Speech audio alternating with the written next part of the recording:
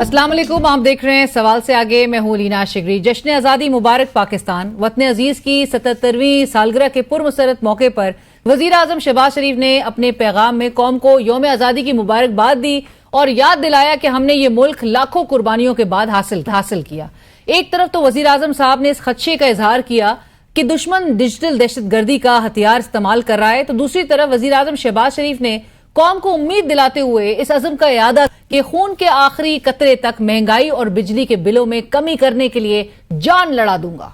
दुश्मन कुव्वतों का निशाना आपका जहन है। डिजिटल दहशतगर्दी के हथियार को इस्तेमाल करके पाकिस्तान के नौजवानों के जहन पर झूठ की बमबारी शुरू कर रखी है और इंशाअल्लाह अगले चंद दिनों में आपको बिजली के हवाले से पूरे पाकिस्तान में बिजली की कीमतों में कमी के हवाले से आपको खुशखबरी मिलेगी।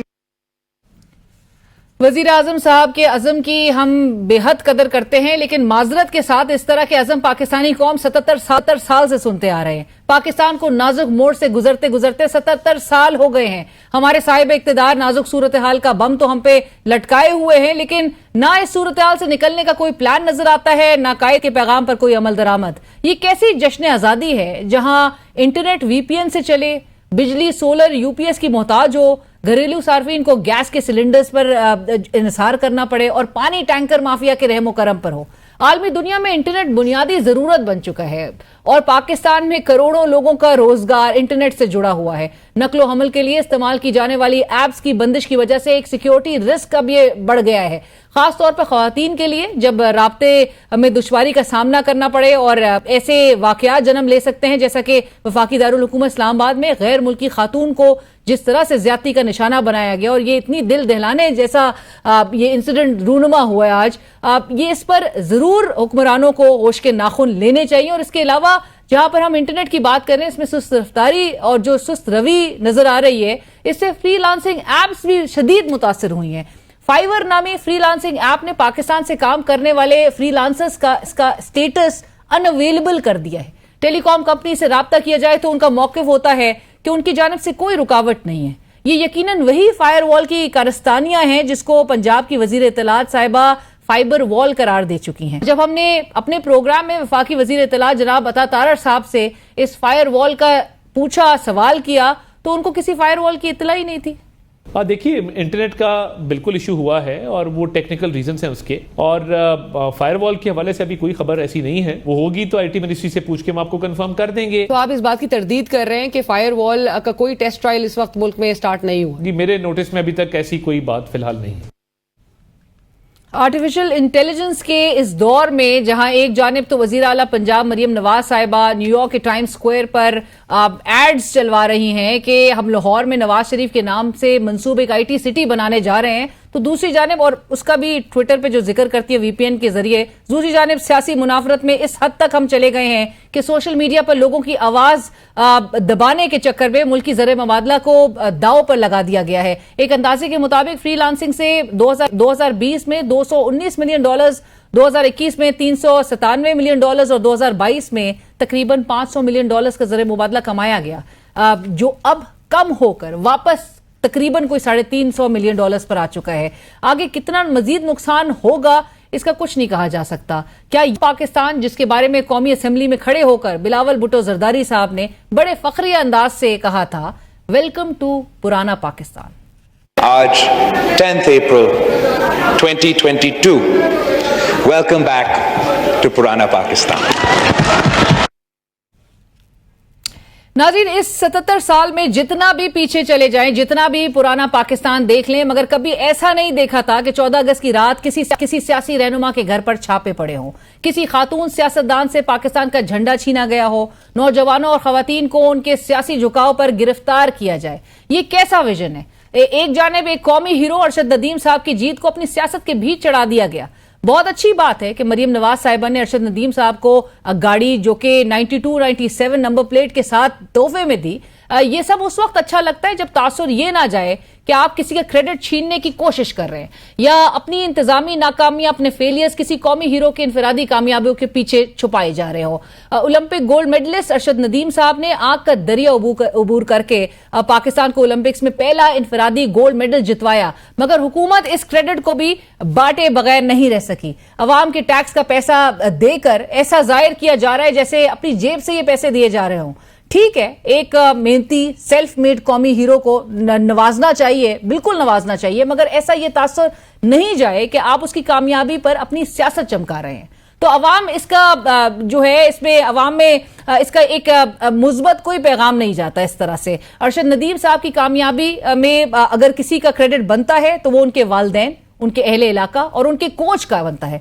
ये वो लोग हैं जिन्होंने अरशद नदीम साहब को चंदा करके, तमाम डोनेशन इकट्ठे करके बैनुल-अक़वामी मयार का जावलिन एटलीस्ट खरीद कर दिया, उस तक के उनको पैसे हुकूमत की जानिब से मुयस्सर नहीं किए गए। अरशद नदीम साहब फटे जूते पहनकर कौन सा कोई 60-70 की दहाई में जीता करते थे, यही 2015-16 की बात है। और ये हुकूमत जो है वो उस वक्त कहाँ थी? आज जिस तरह से दावे किए जा रहे हैं कि जी ये स्पोर्ट्स, पंजाब स्पोर्ट्स फेस्टिवल से ये निकले हैं, और पौधा जिस तरह से कहा जा रहा है वजीर आजम के पौधा, तो पौधा आपने सिर्फ एक ही लगाना था। मतलब सवाल तो हमारा बुनियादी यही है, पौधा तो आपने ये भी क्रेडिट लेने से थोड़ी देर पहले ही पर्ची देकर लगाया है, और आज भी आप कौन सा मुल्की खेल के साथ कोई मुखलिस हो गए हैं? वफाकी दारुल हुकूमत में जो स्पोर्ट्स कॉम्प्लेक्स है, इस वक्त कोई भी एक आम आदमी, एक आम शहरी भी इस बात से रिलेट कर सकता है कि अगर वो जाके देखे तो स्पोर्ट्स कॉम्प्लेक्स के हालात इतने अबतर नजर आ रहे हैं कि बताए ना बयान हो सके।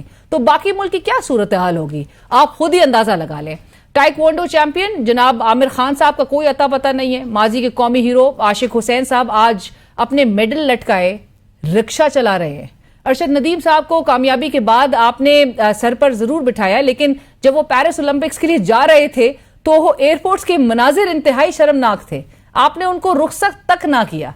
कॉमनवेल्थ गेम्स में वेट लिफ्टिंग से गोल्ड मेडल जितवाने वाले नू बट साहब को सिर्फ इस वजह से ओलंपिक्स क्वालिफाइंग राउंड खेलने नहीं भेजा गया कि वेट लिफ्टिंग फेडरेशन का कहना था जीत का क्रेडिट उन्हें दिया जाए। नू बट का एबी न्यूज के प्रोग्राम स्पोर्ट्स बज में बात करते हुए कहना था कि कॉमनवेल्थ गेम्स में मैं और अरशद नदीम गोल्ड मेडलिस्ट थे, 2 साल से लगातार मेरे इवेंट मिस कराए जा रहे हैं, अगर मुझ पे तवज्जो दी जाती तो हम गोल्ड मेडलिस्ट होते। और नाज़रीन, इस वक्त प्रोग्राम में हमें ज्वाइन करें सीनियर माहिर आईन व कानून एजाज एहसन साहब। एजाज साहब अस्सलाम वालेकुम, बहुत शुक्रिया हमारे लिए वक्त निकालने के लिए। एजाज साहब, आप किस किस्म का पाकिस्तान देख रहे हैं 77th हमारी मुल्क की बर्थडे पर? ओह, किस किस्म का पाकिस्तान देख रहा हूँ? पाकिस्तान तो रहा ही नहीं। ये एक नक्शा है, एक हमने उस पे लाइन लगाई हुई है कि बहुत सारा, बहुत बड़ा कागज का टुकड़ा है जिसकी लेंथ कश्मीर से लेके कराची तक है और दाल बंदीन से बागा तक है। उस पे एक नक्शा खींचा गया है जिसको हम पाकिस्तान पाकिस्तान पाकिस्तान कहते हैं। उसकी जमीन कुछ नहीं, जिसका कागज खाली होता है, कोई फसल नहीं देती, जिसमें दरिंदे और जानवर हैं, और जो अगर खुदा ना खास्ता अगर ये गजा की पट्टी बना दिया ना कि चारों तरफ से हम बंद हैं, हमें कोई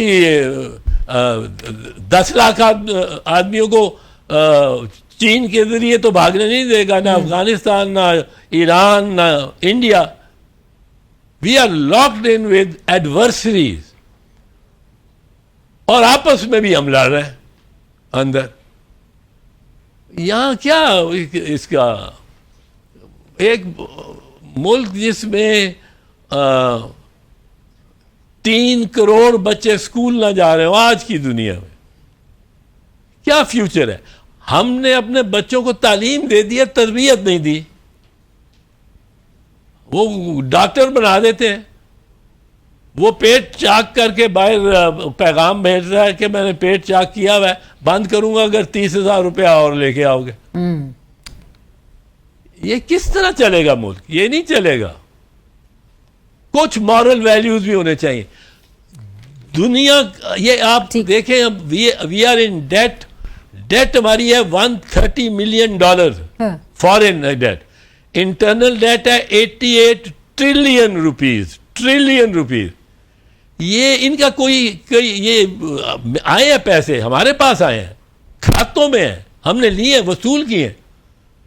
इनकी कोई एक निशानी मिलती है कि ये हमने कहीं खर्च किया है इस धरती पे? कोई बुलेट ट्रेन चल रही है कराची से पेशावर तक, कोई हमारी एयरलाइन एमिरेट्स का मुकाबला कर रही है? रीजन के ममालिक भी हमसे बड़े आगे निकल गए हैं। और आप देख रहे हैं फिर एजाज साहब, जो यूथ अपराइजिंग मूवमेंट्स हैं, हमें कहा जाता है कि बात इस पे नहीं करनी। मिनिस्टर्स आके कहते हैं कि जी प्रेस कॉन्फ्रेंसेस में कि बार बार बांग्लादेश की बात की जा रही है, लेकिन वहां का भी आपके सिनेरियो आपके सामने है। लोगों की राय को अगर दबाया गया तो फिर किस तरह से एक रिवोल्ट और किस तरह की सिचुएशन में तब्दील हो जाती है पूरी सूरत हाल। सो इस किस्म का सिनेरियो गॉड फॉरबिड, खुदा ना करे, लेकिन पाकिस्तान में ना ही हो तो बेहतर है। Pakistan is a dry powder keg, बारूद से भरा हुआ एक मटका है जिसको एक चिंगारी की देर है। किस वक्त हो जाए, कब हो जाए, कोई नहीं बता सकता। राइट और उससे बेहतर है कि उससे पहले ही होश के नाखून लिए जाएं और अवाम को, जहां पर अवाम का जो मैंडेट है उसके मुताबिक जो है मामलात को आगे लेकर बढ़ना चाहिए। प्रोग्राम में वक्त हुआ एक ब्रेक का, ब्रेक से हाजिर।